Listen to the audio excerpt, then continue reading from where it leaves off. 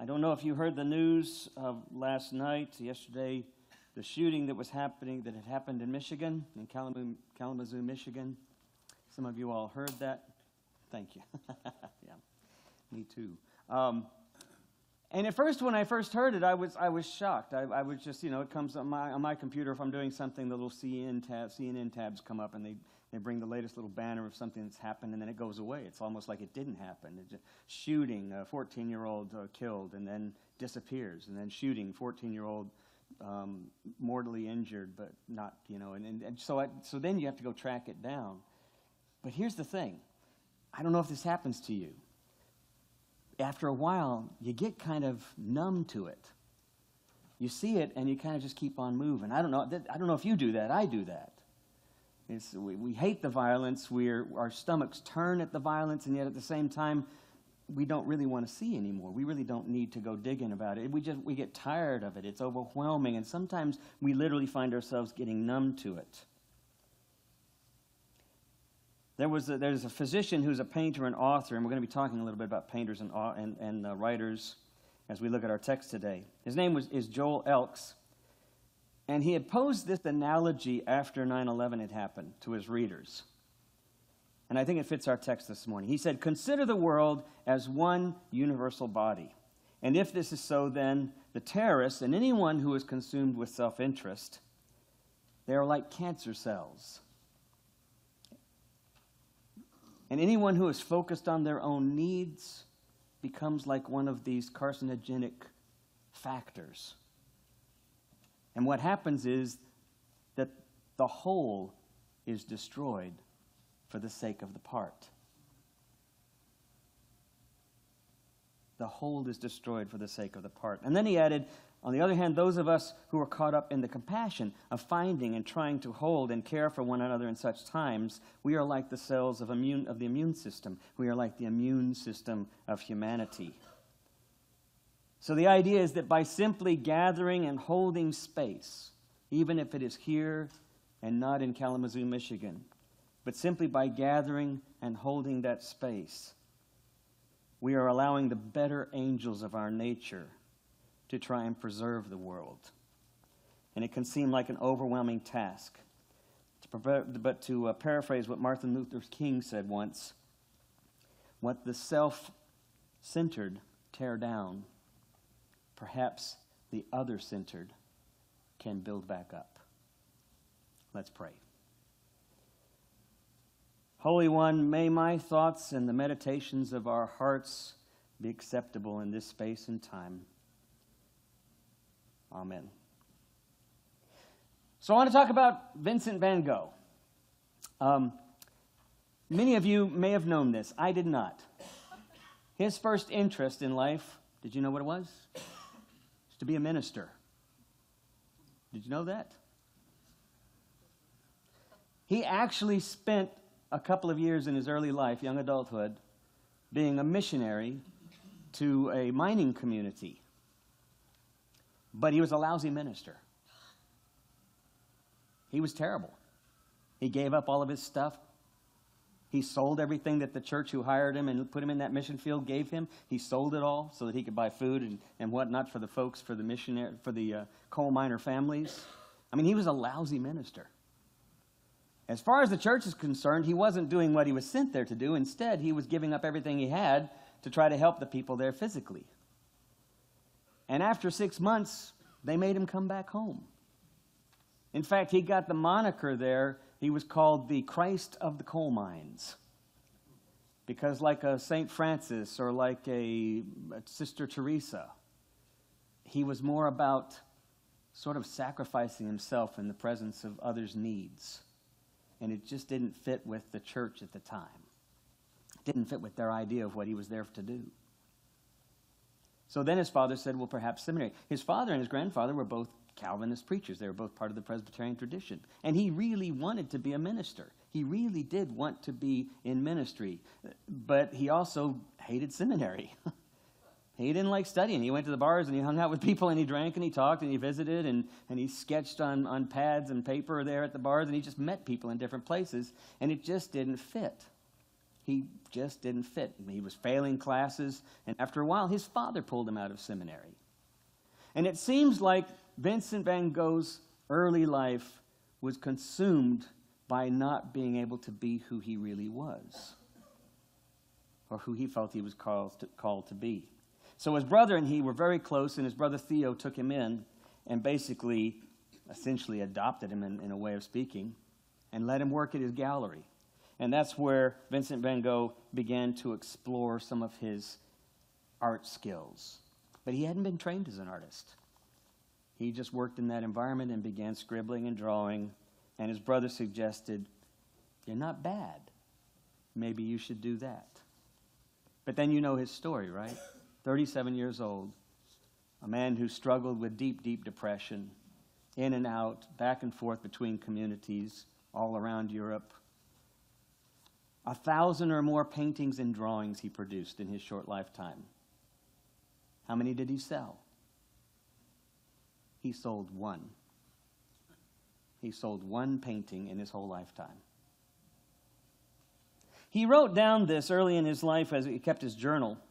He said, "I tell you, the more I think, the more I feel, there is nothing more truly artistic than to love people."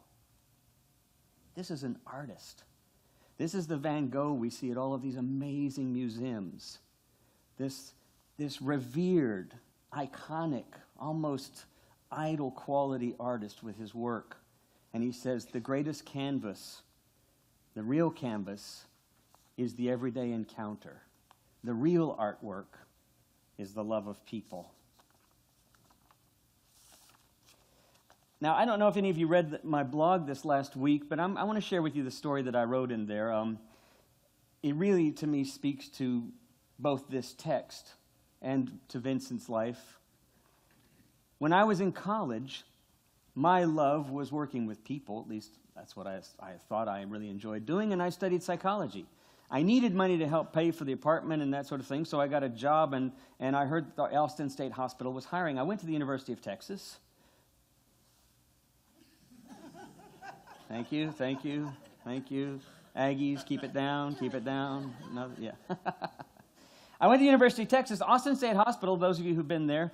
Nowadays, of course, it's a great campus. It's a beautiful green area. There's some administrative buildings. Most of the old actual hospital buildings have been torn down in the 80s. But it's right there between Guadalupe and Lamar. And it was this massive campus. And so I went there and got a job, and I was a psychiatric caseworker.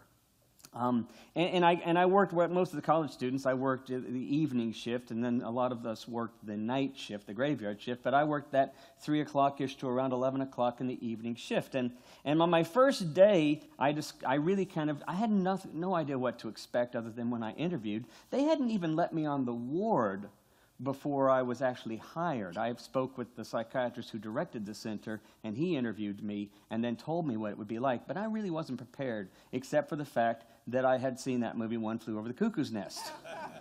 And it was just like that in so many respects. I mean, it was just like that. This was mental health work out of the 1940s, or maybe even earlier, the 1930s.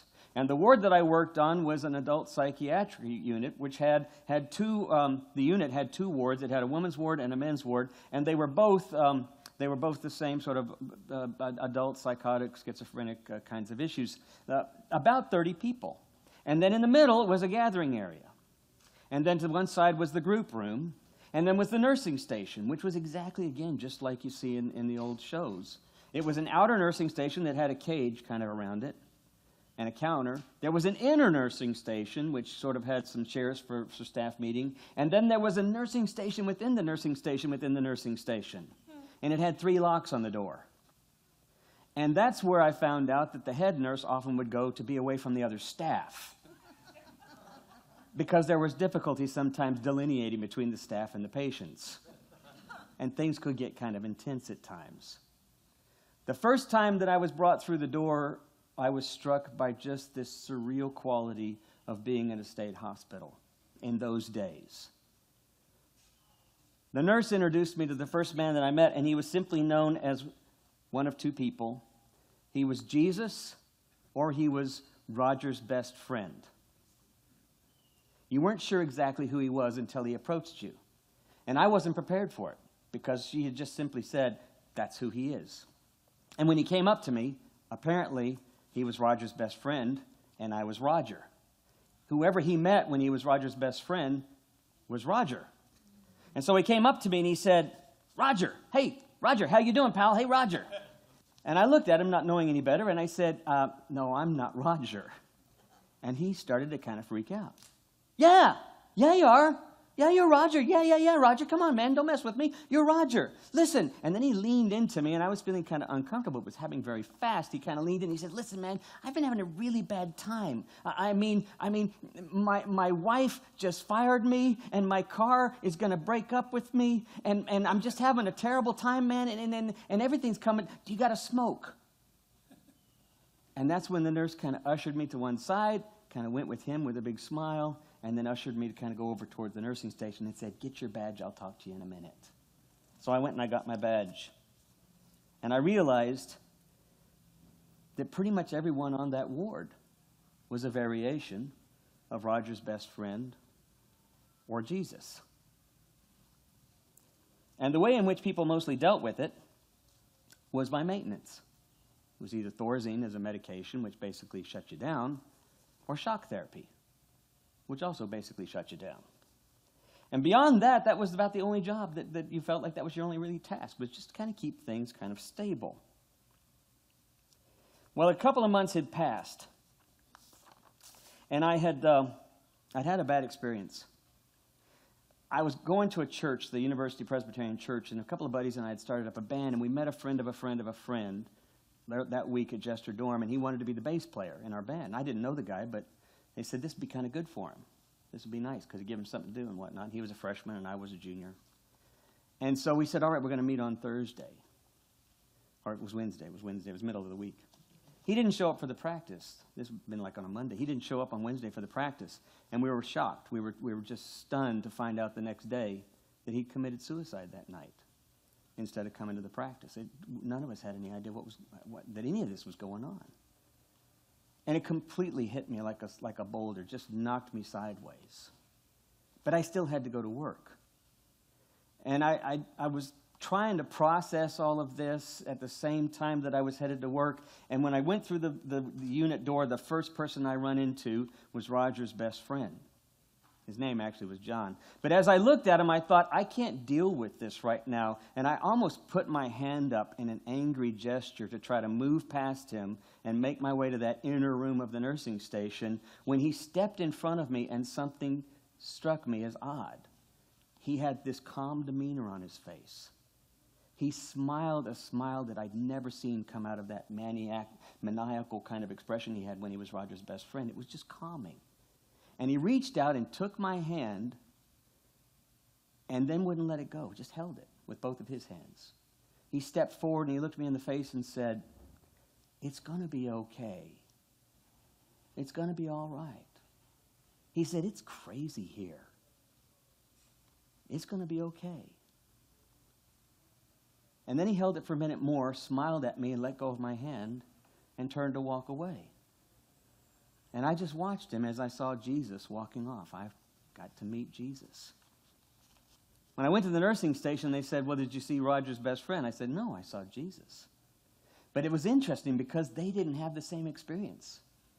They were saying, well, was he talking about, raising the dead, or was he talking about turning water into wine or something like that? I said, no. I said, he just calmed me down. And they kind of laughed, and we left it at that. But something happened at that moment because I suddenly realized that reality is in the eye of the beholder. And sometimes we don't see things as they are because we've already made up our minds, whether it's mental illness or not. That line can be pretty blurred. From every time after that I encountered Roger's best friend, I simply just went wherever his best friend was going. And if he was talking about what had happened to him, I sat down and I listened as what Roger's best friend would do. And I started discovering things. That John, Roger's best friend, was a Vietnam War vet.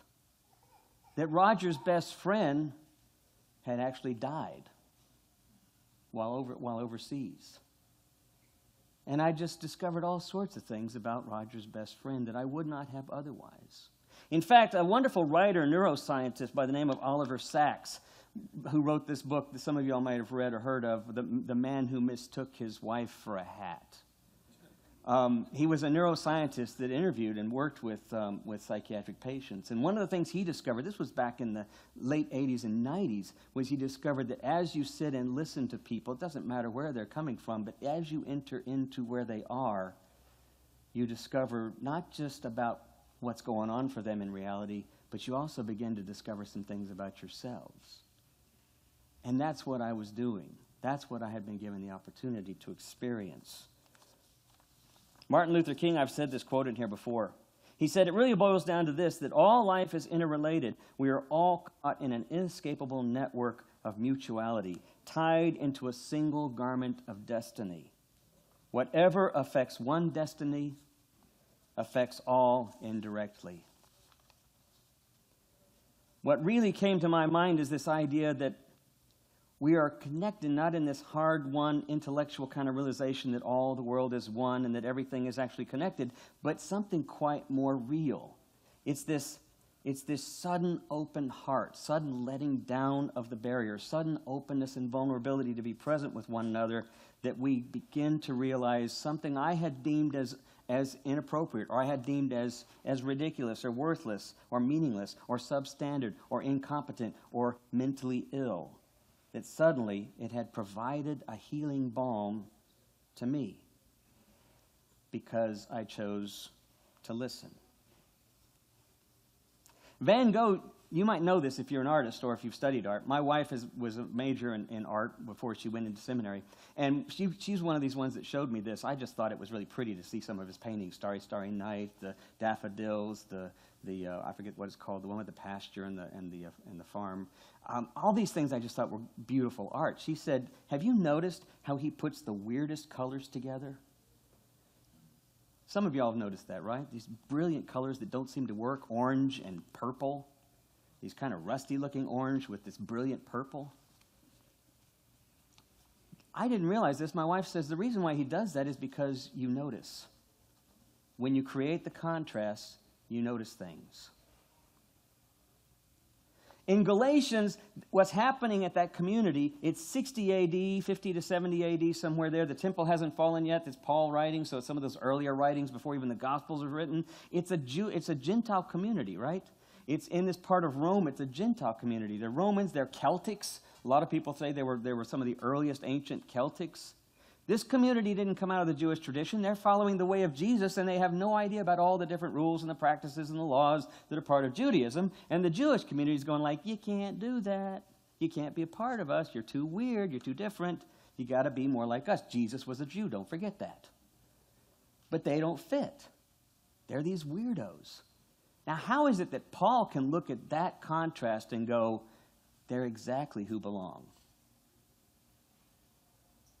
About 2 or 3 chapters earlier, in chapter 3, he says this wonderful quote. He says, in Christ, there is no Jew, there is no Gentile, there's no slave, there's no free, there's no man, there is no woman. We're all one. Pretty profound to be saying something like that in a reality that was designed by its distinctions, by its differences, by its tribes. Now, that's 2,000 years ago. How far have we come? I mean, we still struggle with it, right? I mean, I love the political scenario that's going on right now because I like to watch Stephen Colbert. And I like the fact that he's getting lots of good material. And if it weren't for the fact that he'd be sitting there using it for some laughter, it'd scare the hell out of me. Because the kind of polarity that's going on right now is scary. It's stupid scary. It's not new. We have polarity all the time in our culture, but this kind of polarity is just frightening. And the way in which it accentuates and feeds our fears is scary to me. And here you have Paul in his text saying, it's because we're focused on ourselves. It's because we're focused on our like-minded tribes. Which is basically saying what? I'm focused on myself, right? As long as you're with me, then I feel much better. It's still about me. Salvation is not about you or me. So when you read this thing and it says you're set free to be free, well, sure, we have lots of things that we enslave ourselves to. We all know about the addictions. We all know about the challenges. We look at Van Gogh and we see the self-sabotaging that was ingrained in his life that he continued to leave out and couldn't seem to get out of that cycle. We all know about those things. Yes, sure, we're freed from that. We're not freed from that simply by saying, yay, I'm free. Paul says here, it's all summed up in one simple statement. Love your neighbor as yourself. That's how you're going to find your freedom. So did you figure out what the 10-letter word is? Yep. What? Yeah, you already heard me, though. Yeah, I can't. Did you figure out? Actually, in the first service, it was fun because people were going like, I came up with 11. I came up with a 9-letter word. I came up with a 12-letter word. The 10-letter word, did any of you actually even think about it? I was kind of hoping maybe I'd do a little Jeopardy or something. Connection. Connection. Freedom is connection, and that's the irony, because we celebrate freedom in this country as though it's my freedom and your freedom. But it can't be that way. It can, but it can't. Because we still have to struggle with the fact that we're all part of this big picture. We're all part of this canvas of life. And as long as it's fine, you have your freedom and I'll have my freedom, we're still ignoring a huge fact that we're all connected. And at some point, that's going to backfire. Somewhere along the line, we have to realize that all of our salvation, my salvation and your salvation, I should say, depends on all of ours. It depends on our willingness to let down the barrier, to be open, to pay attention a little bit, and maybe like even Van Gogh would say, to recognize that the greatest form of our art is by learning to love people.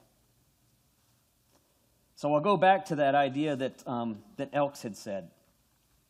He had said that some of us, when we get too focused, can be like that cancerous cell, that invasive parasitic relationship, focusing on the whole, but saving only the part because we're actually focused just on ourselves. Or some of us could be more like perhaps that openness, that willingness to hold space, to hold mystery, to hold differences of opinion, and set that aside to simply be present. And in that process, we sacrifice some of the part for the whole. The reality is that all of us are called to be artists. All of us are called to be artists like Van Gogh, like Jesus, like Teresa. And it's an improvisational form of art to participate on this canvas of life, because in so doing, we set one another free. So I invite the band to come on up so they're ready to go here. I kept forgetting to tell them that was their cue, and they just looked at me saying, he said there's going to be a cue. I don't remember the cue. But here's the fascinating thing that I'll leave you with before they get up there and as they get ready to start their last song here.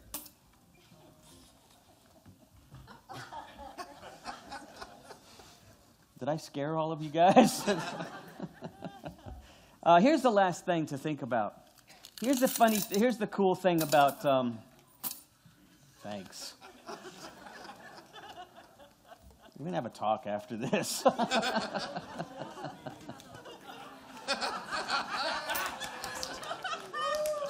Thank you. It's clear that I didn't know they were going to do that, isn't it? Yeah. Here's the thing. It doesn't matter that when we realize that this whole idea of that we are all part, that we are all connected, that we are all one, part of the same vision, part of the same kingdom of God, part of the same thing in which Jesus was reaching out to all people by saying, love one another. Here's the thing. The smallest effort that we make can make a big difference.